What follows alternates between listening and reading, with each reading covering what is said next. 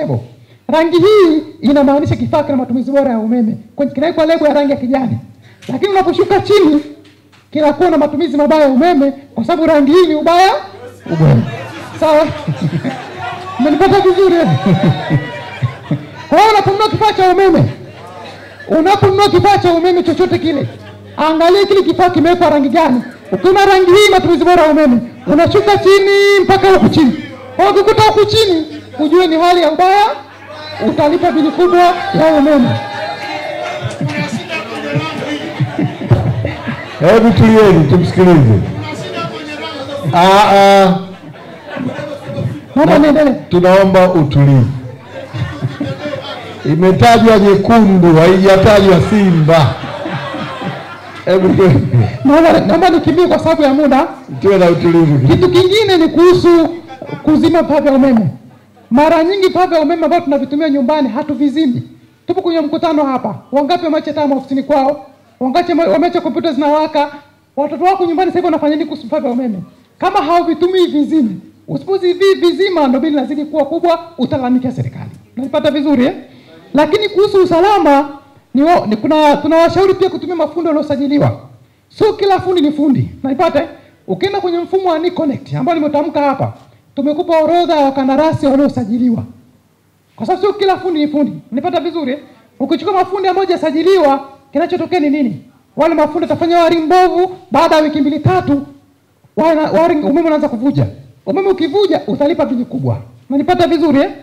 Lakini vile vile kuna ukaguzi. Niwaulize, Kinondoni lalamiko kubwa. Nyumba zetu za siku nyingi Kinondoni. Uongo kweli? Lakini zile nyumba mmeshabadilisha vitasa, umebadilisha tiles, umebadilisha rangi. Uongo kweli? Umeme umebadilisha wiring ya umeme. Unyawe kubadilisha. Maana yake ni nini? Wiring ya umeme ina uhai na yenyewe kwa mujibu wa sheria. Kwa mujibu wa sheria ya EWURA, wiring ya umeme inatakiwa ifanye kazi ndani ya miaka 5 kwenye makazi ya mtu. Wiring ifanywe ukaguzi. Ndani ya miaka mingapi? Yako kuna miaka mingapi? Kwa miaka 5 maana yake ni nini? Usipofanya ukaguzi ndani ya miaka 5, maana yake ni kwamba kutakuwa na upotevu wa umeme. Na bahati mbaya wiring ya umeme ni tofauti na maji. Maji yakivuja utayaona, utabadilisha bomba. Sio hivyo? Wiring ya umeme kivuja hauoni. Na bana simu nyingi za Kinondoni, mitangu na kwa umeme sana. Unabeba nyumba umejenga lini? Babangu alijenga kafariki. Naambia kumbe ni ya siku nyingi, sio hivyo? Kwa hiyo natakuwa kila nyumba baada ya miaka 5 fundi wako wa umeme akague wiring, arekebishe.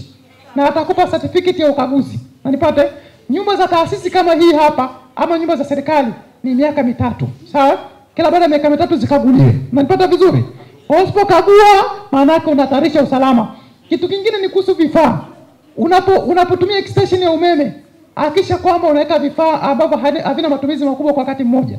Useke pasi, ukaka friji, ukaka microwave, itazidiwa. Ikizidiwa umetoka italipuka. Ikilipuka utaunguza nyumba. Sawa jamani? Nakimbia nimalizie kwa sababu ya muda.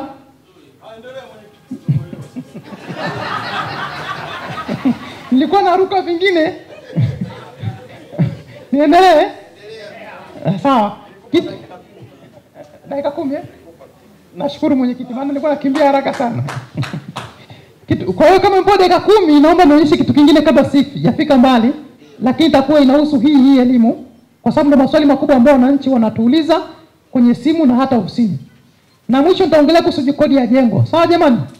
Kwa sababu kodi ya jengo pia na maswali mengi kwa wateja.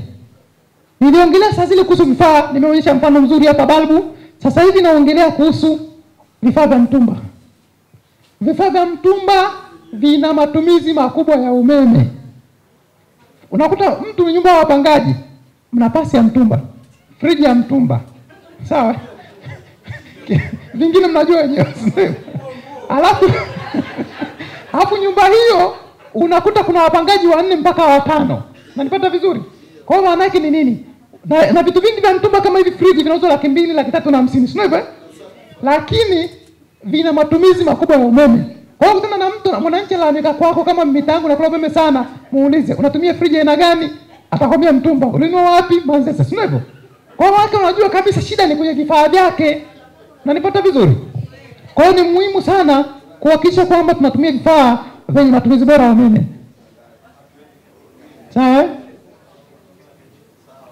Nakimbia kwa sababu ya muda, Lakini vile vile kuna changamoto nyingine kwamba kama utahisi mitaa yako inakula umeme sana, nipata vizuri serikali imekujali mwananchi au kiongozi, unafanya yafuatayo. Cha kwanza, zima kila kitu nyumbani kwako. Unaweza ukatesti mwenyewe au together. Zima kila kitu nyumbani kwako.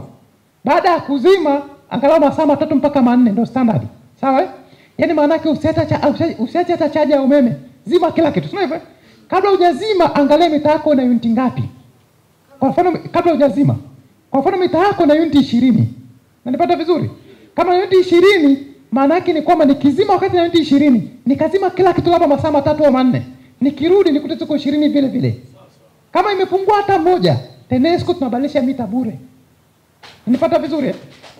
Lakini kama haijapungua, maana yake ni kwamba ni matumizi yako. Utakwenda kutumia taratibu na usipige kelele. Na nipata vizuri?